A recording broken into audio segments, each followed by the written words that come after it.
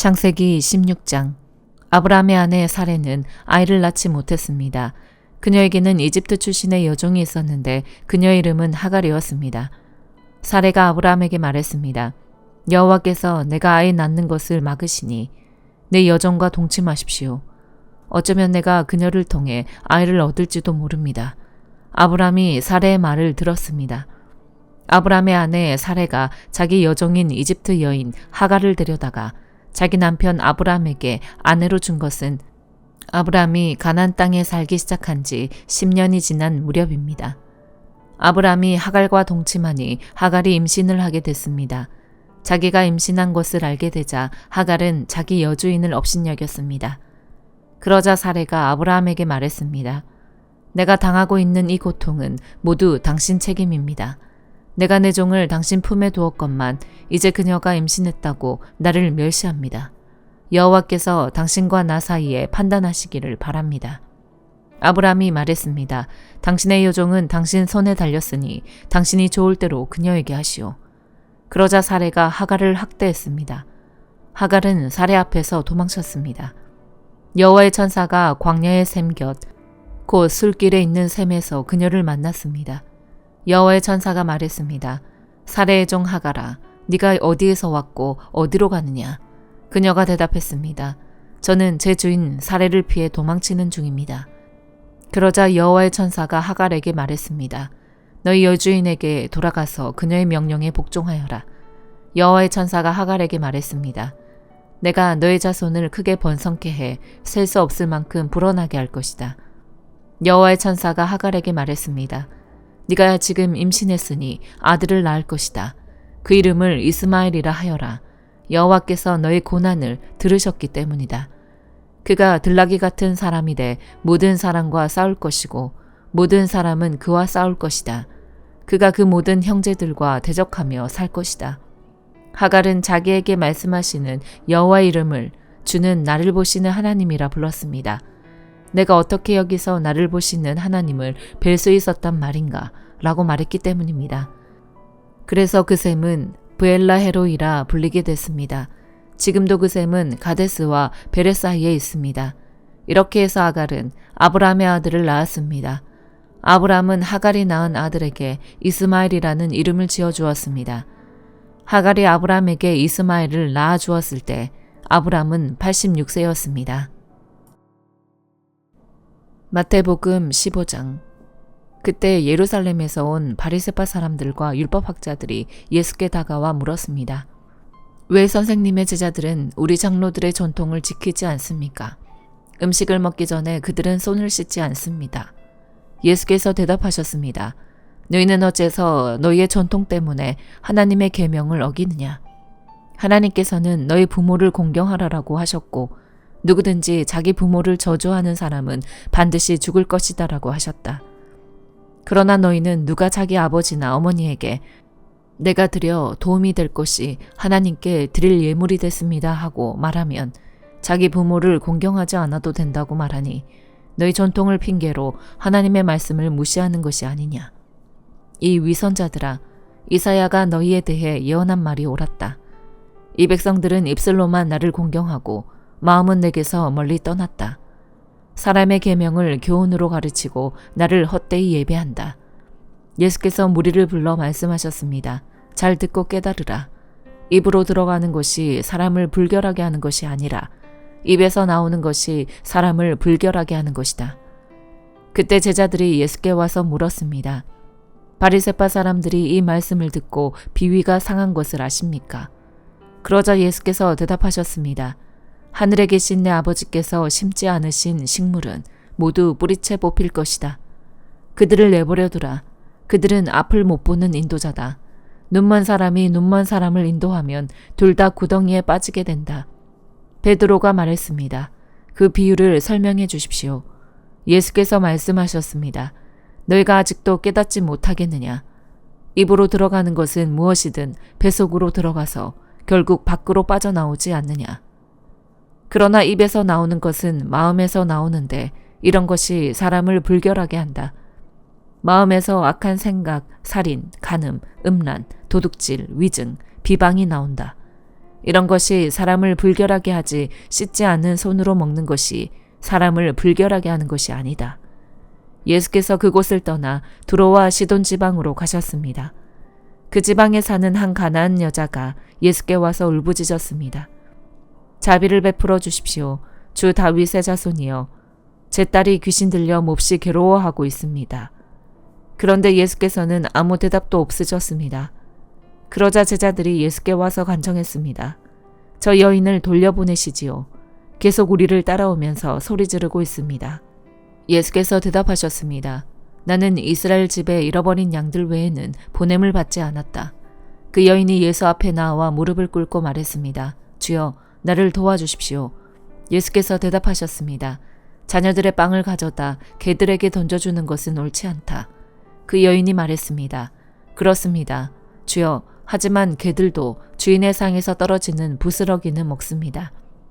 그제야 예수께서는 여인아, 너희 믿음이 크구나. 너희 소원대로 될 것이다 라고 대답하셨습니다. 그리고 바로 그때에 그 여인의 딸이 나았습니다. 예수께서는 그곳을 떠나 갈릴리 호숫가로 가셨습니다. 그리고 산 위로 올라가 앉으셨습니다. 큰 무리가 걷지 못하는 사람, 다리를 저는 사람, 눈먼 사람, 말 못하는 사람과 그 밖에 많은 아픈 사람들을 예수의 발 앞에 들여다 놓았고 예수께서는 그들을 고쳐주셨습니다. 사람들은 말 못하던 사람이 말을 하고 다리를 절던 사람이 낫고 걷지 못하던 사람이 걷고 눈먼 사람이 보게 된 것을 보고 모두 놀랐습니다. 그리고 이스라엘의 하나님께 영광을 돌렸습니다. 예수께서 제자들을 불러 말씀하셨습니다. 이 사람들이 나와 함께 있은 지 벌써 3일이나 됐는데 먹을 것이 없으니 불쌍하다.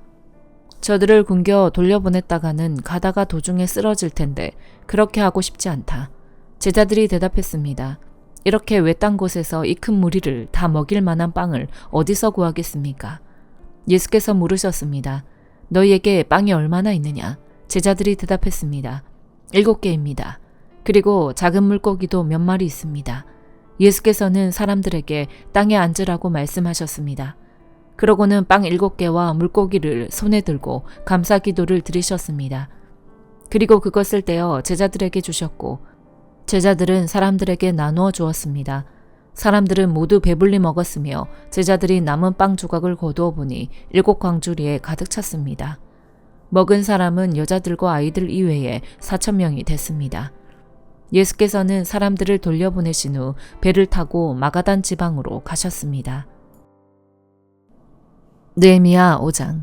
그때 백성들과 그 아내들 사이에 그들의 유다의 형제들을 원망하는 소리가 있었습니다. 어떤 사람은 우리에게는 자녀가 많다. 우리 자신을 비롯해서 많은 식구가 먹고 살기 위해서는 곡식을 얻어야 한다라고 말했고 또 어떤 사람은 우리는 기근 동안 곡식을 얻기 위해 우리 밭과 우리 포도원과 우리 집을 저당 잡혔다라고 말했으며 또 어떤 사람은 이렇게 말했습니다. 우리는 세금 낼 돈을 꾸기 위해 우리 밭과 포도원을 잡혔다. 우리는 우리 친척들과 한 몸이요 한 핏줄이다. 보라, 우리의 자식들은 그들의 자식이나 다름없는데 우리가 우리 자녀들을 종으로 내주게 됐다. 우리의 딸 가운데 일부는 이미 종으로 팔렸고 우리의 밭과 포도원이 남의 것이 됐으니 우리는 그들을 속량할 힘이 없다. 그들의 원성과 탄식을 듣고 나는 몹시 화가 났습니다. 내가 속으로 이 말들을 곰곰이 생각하고 나서 귀족들과 관리들을 꾸짖으며 말했습니다. 당신들은 지금 각기 자기 형제에게 폭리를 취하고 있어. 나는 그들을 책망하기 위해 큰 집회를 열고 그들에게 말했습니다. 우리는 이방민족들에 팔려갔던 우리 유다의 형제들을 힘 닿는 대로 속량해 오지 않았소. 그런데 지금 당신들은 여러분의 형제들을 또 팔고 있단 말이오. 그들은 할 말이 없어 침묵했습니다. 그래서 내가 계속 말했습니다. 당신들이 하는 일은 옳지 못하오. 이제 여러분이 이방 민족들의 비방을 피하기 위해서라도 우리 하나님을 경외하며 살아야 하지 않겠소. 나와 내 형제들과 내 부하들도 백성들에게 돈과 곡식을 꿔줄 테니 이제부터는 폭리를 취하는 일을 제발 그만두시오. 그들의 밭과 포도원과 올리브 농장과 집들을 오늘 당장 그들에게 돌려주고 당신들이 그들에게 추징한 폭리 곧 돈과 곡식과 새 포도주와 기름의 100분의 1도 돌려주시오. 그들이 말했습니다. 우리는 돌려주고 그들에게서 아무것도 받지 않겠습니다. 말씀하신 대로 다 준행하겠습니다. 그래서 내가 제사장들을 불렀고 귀족들과 관리들로 하여금 약속대로 하겠다고 맹세를 시켰습니다. 나는 또한 내 주머니를 털어보이면서 말했습니다. 이 약속을 지키지 않는 사람은 하나님께서 이런 식으로 그 집과 재산을 털어버리실 것이요. 그런 사람은 털리고 털려서 마침내 빈털터리가 될 것이요. 이 말에 모든 회중이 아멘하고 여호와를 찬양했습니다. 그 다음 백성들은 약속을 이행했습니다. 나는 유다 땅 총독으로 임명되던 해, 곧 아닥사스다 왕 20년부터 32년까지 12년 동안 총독으로 있었지만 나와 내 형제들은 총독의 몫으로 나오는 녹을 먹지 않았습니다. 그러나 내 앞에 있었던 총독들은 백성들에게 힘겨운 세금을 물리고 음식과 포도주뿐 아니라 은 40세겔을 괄치했습니다. 심지어 총독들 밑에 있는 사람들도 백성들을 척치했습니다. 그러나 나는 하나님을 경외하였으므로 그런 짓을 하지 않았습니다. 나는 땅 한쪽도 사지 않고 오직 이 성벽을 쌓는 일에만 헌신했고 내 부하들 역시 성벽 쌓는 일에만 마음을 썼습니다. 또한 150명의 유다 사람과 관리들이 내 상에서 음식을 먹었고 또 주변 나라에서 우리를 찾아온 이방 민족들도 함께 먹었으므로 날마다 나를 위해 황소 1마리와 좋은 양 6마리, 닭 8마리, 그리고 10일에 한 번은 온갖 종류의 포도주도 풍성하게 마련해야만 했습니다. 이 모든 것에도 불구하고 나는 총독의 몫으로 나오는 음식을 요구하지 않았습니다. 왜냐하면 이런 요구가 백성들에게 큰 짐이 됐기 때문입니다. 하나님이여, 제가 이 백성들을 위해 한 선한 일을 기억하시고 은혜를 베풀어 주소서. 사도행전 15장. 유대에서 몇몇 사람들이 안디옥으로 내려와 형제들을 가르쳤는데 모세가 가르친 관례에 따라 할례를 받지 않는다면 구원을 받지 못한다라고 했습니다. 이 말로 인해 바울과 바나바는 그들과 적지 않은 충돌과 논쟁을 벌였습니다. 그래서 안디옥 교회는 바울과 바나바를 세워 몇몇 신자들과 함께 예루살렘으로 보냈습니다. 사도들과 장로들은 이 문제를 어떻게 생각하는지 알아보려는 것이었습니다. 교회의 전송을 받고 여행을 떠난 그들은 가는 길에 페니키아와 사마리아 지방을 거치면서 이방 사람들이 어떻게 개종하게 됐는지를 전했습니다. 이 소식은 모든 형제들을 무척 기쁘게 했습니다. 그들은 예루살렘에 도착해 교회와 사도들과 장로들에게 환영을 받았습니다.